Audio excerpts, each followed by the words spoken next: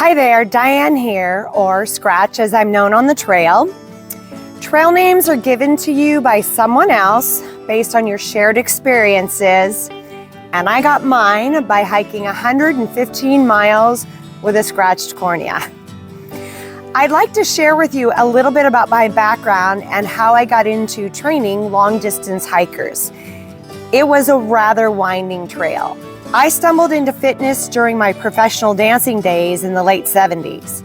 I would work in gyms in between shows to pay the bills. The bar for training was pretty low back then.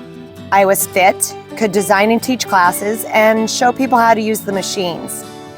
Fitness centers were pretty new back then, and we were all learning along the way. I was the only female who would go into the free weight room with the bodybuilders. I wore my ballet leotard and a leather weightlifting belt, because that's what you wear when you are pumping iron with 5-pound dumbbells, right? I grew with the industry in the 80s and 90s, racking up certifications and fine-tuning my craft. I went back to school and got my degree in radio, television, film, and had a 15-year career working in broadcasting. During that time, I still worked at gyms, training and teaching classes. It was also during that time that I met and married my scuba instructor. We had an underwater wedding at the Seattle Aquarium.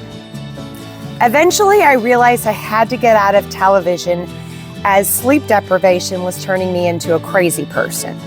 So I embraced personal training full-time. I threw myself into the profession, accumulating multiple personal training certifications from the American Council on Exercise and the National Academy of Sports Medicine. I did a deeper dive into specialties in corrective exercise for orthopedic issues and specialized cardio programming. I even got my full equipment Pilates certification from Balanced Body Education. I am continually moved by the struggles and successes of my clients. Many have gone through some really tough challenges, only to come out on the other side stronger, moving, and being the best version of themselves.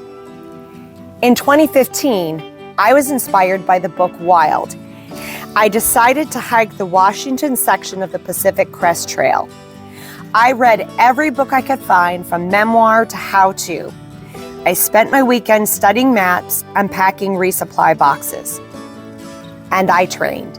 I trained myself the best way I knew how for this crooked body to do that unrelenting physical feat. And in August of 2016, I hiked 520 miles through the Cascade Mountains of Washington State.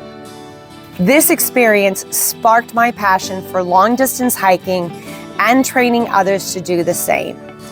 But since the trail gave me one gigantic ass whooping, I decided to study and analyze what experienced hikers, personal trainers, and even coaches for professional athletes were saying about how much and what type of training is the most effective and the most efficient for an endurance sport.